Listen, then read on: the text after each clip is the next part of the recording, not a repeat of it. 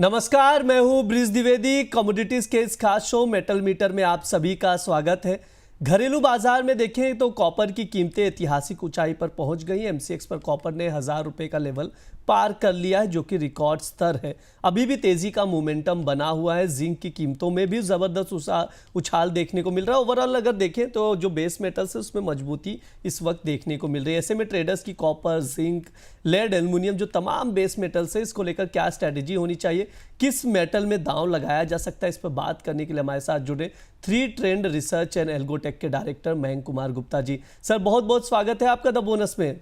नमस्ते sir, thank you bridge sir for the invitation. Sir आपका जो टारगेट था स्पेशली कॉपर को लेकर 1000 रुपए का, वो तो क्रॉस हो गया सर काफ़ी कम समय में, क्योंकि आपने कहा था कि एक आध दो हफ्ता 2-3 हफ्ता वेट करना पड़ेगा। ये तो एक ही हफ्ते में क्रॉस हो गया है। जी सर बिल्कुल। लास्ट शो पे यहाँ पे जब कॉपर 920 के आसपास चल रहा था तो आपको बोला था कि 1000 रुपए का कॉपर में लेवल्स निकल पार हो जाएगा 1000, और करंटली 1000 रुपए के ऊपर कॉपर चलता हुआ हमें दिखाई दे रहा है। बट अभी अभी भी हम अगर करंट स्ट्रक्चर की बात भी करें हम कॉपर में, तो कॉपर में जो भी आरएसआई है वो अगेन अभी 50 के ऊपर बना हुआ है वीकली चार्ट पे। तो अगेन ये पॉजिटिव स्ट्रेंथ को ही दर्शाता है। हाँ मुझे लगता है जैसे 995 के आसपास कॉपर चल रहा है।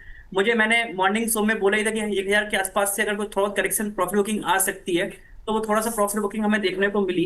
अगर मुझे लगता है इस डिप में अगर ट्रेडर्स को ये कॉपर थोड़ा सा डिप में मिलती है, मीन डिप का मतलब है 985 से लेकर 983 लेवल के आसपास मिलती है, तो वहां पर 972 का स्टॉप लॉस लगा के 1030 और 1050 के टारगेट तक के लिए भी कॉपर को होल्ड कर सकते हैं। और जिन्होंने वो शो देखकर कॉपर में एंट्री की थी तो वो ट्रेलिंग स्टॉप लॉस करते रहे, यूज करते रहे और सफर का आनंद लेते रहे। सर इसकी ट्रेडिंग कॉल एक बार वापस से दोहरा देंगे जो कॉपर का भी दे रहे हैं आप। कॉपर को 985 से लेकर 983 पे डिप में बाई करके चलना चाहिए। स्टॉप लॉस रहेगा 972, टारगेट रहेगा पहला 1030, सेकंड टारगेट रहेगा 1050। जी बिल्कुल। यहाँ पर मैं चाहूँगा कॉपर की ट्रेडिंग कॉल एक बार स्क्रीन पर शो कर दिया जाए।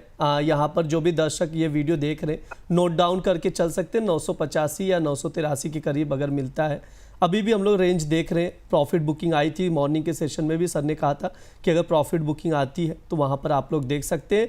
टारगेट जो रहेगा 1030 और 1050 का रहेगा। स्टॉप लॉस 972 का लगाने की सलाह दी जा रही है। सर ये जो मोमेंटम है कॉपर का, क्या आने वाले 5-6 महीने में या अगले साल तक देखें तब तक बना हुआ रहेगा, यानी अपसाइड जाता हुआ दिखाई देगा? क्योंकि बार बार यही कहा जा रहा था, जिस तरह से सोना भागा, चांदी भागी, कीमतों में ज़बरदस्त उछाल हुई, अब कॉपर की बारी है।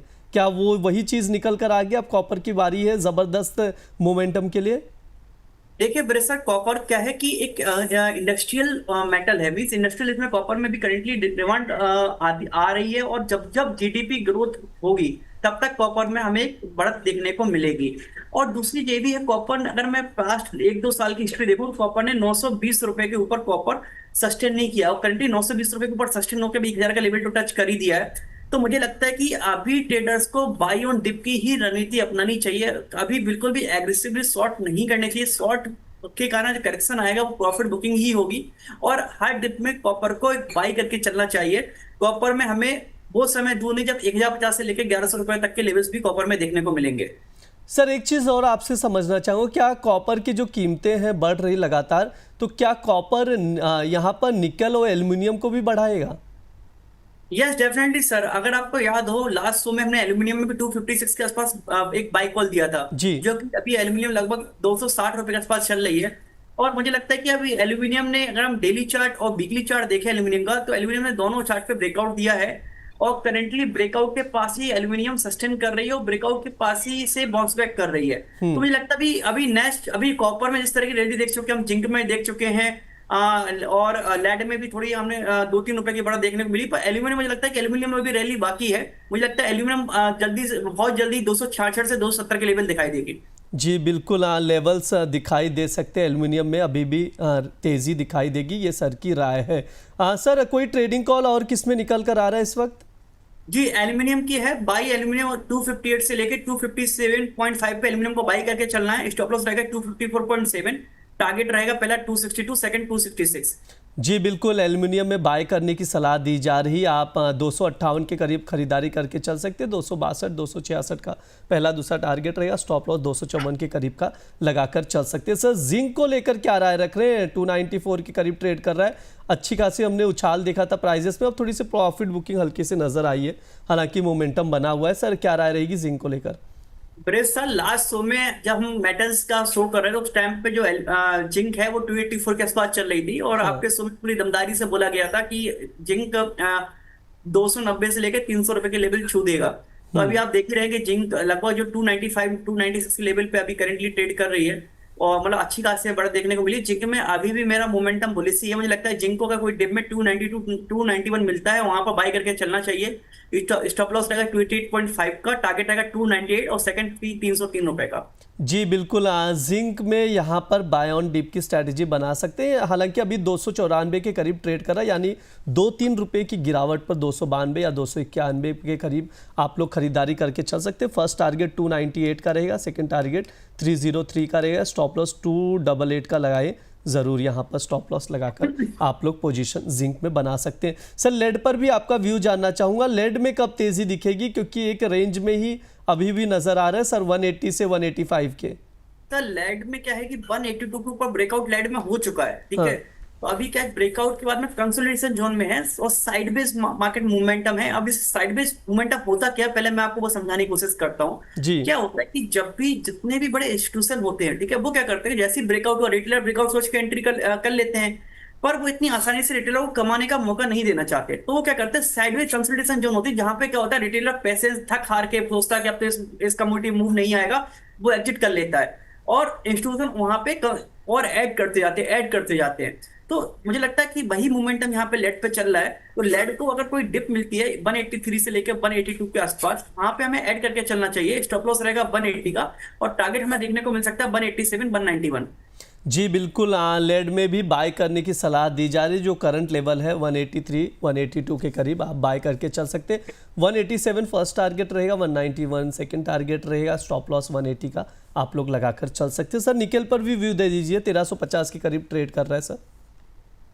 निकल को सर कोई डिप आती है 1320 से लेकर 25 तक, वहां पे बाई करके चलना चाहिए। स्टॉप लॉस रहेगा 1280 रुपए का, और टारगेट ऊपर में हम 1400 रुपए और 1450 रुपए तक के टारगेट देख सकते हैं। जी बिल्कुल, निकल में भी बाय ऑन डिप की स्ट्रैटेजी बनाकर चल सकते हैं। ओवरऑल अगर देखें, कॉपर, जिंक, लेड, एल्युमिनियम जो तमाम बेस मेटल्स हैं, इसमें बाय की ही सलाह दी जा रही, यानी टोटल अगर पूरा सर सभी बेस मेटल्स को देखें तो अपसाइड ही बनता हुआ दिखाई दे रहा है सर।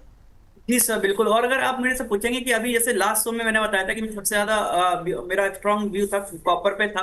हाँ। तो अगर मैं आप मुझसे अभी वो पूछेंगे इन सब में सबसे स्ट्रॉन्ग आप किस में, तो अभी मैं सबसे स्ट्रॉन्ग अभी एल्यूमिनियम पे हूँ, क्योंकि ओके। बाकी कमोडिटी में हमें एक मूव देखने को मिला, एल्यूमिनियम और लेड, इनमें अभी हमें वो मूव देखने को नहीं मिला। तो मुझे लगता है कि एल्यूमिनियम और लेड अच्छा परफॉर्म करने चाहिए। जी बिल्कुल, एल्युमिनियम और लेड को लेकर सर ज़्यादा बुलिश है इस वक्त।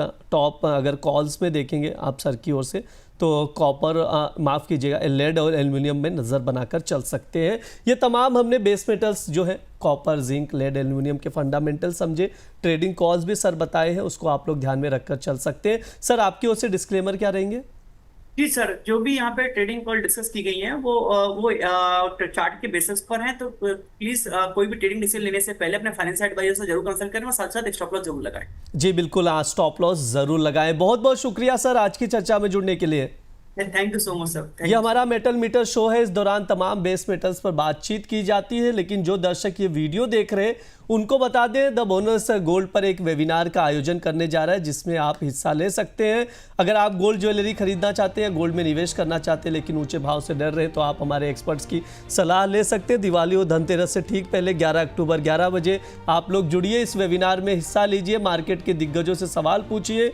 गोल्ड की ये तेज़ी टिकाऊ है या इसमें कोई बबल है? साथ ही आप जानेंगे कि डिजिटल गोल्ड खरीदना कितना सुरक्षित है, गोल्ड में ट्रेडिंग कैसे करें, क्या है सही रणनीति। गोल्ड ज्वेलर्स खासतौर पर इस कार्यक्रम में हिस्सा लें, उन्हें पता चलेगा कि गोल्ड में हेजिंग करनी चाहिए या नहीं, हेजिंग कहां और कैसे करें, क्या हो सही रणनीति। आप लोग रजिस्ट्रेशन करके चल सकते हैं। वीडियो के लिंक में यहाँ पर जो रजिस्ट्रेशन लिंक है शो के डिस्क्रिप्शन बॉक्स में दिया गया है, QR कोड को स्कैन करके भी आप लोग रजिस्ट्रेशन करके चल सकते हैं। फिलहाल के लिए मेटल मीटर में इतना ही रहेगा। आप लोग देखते रहिए द बोनस। धन्यवाद।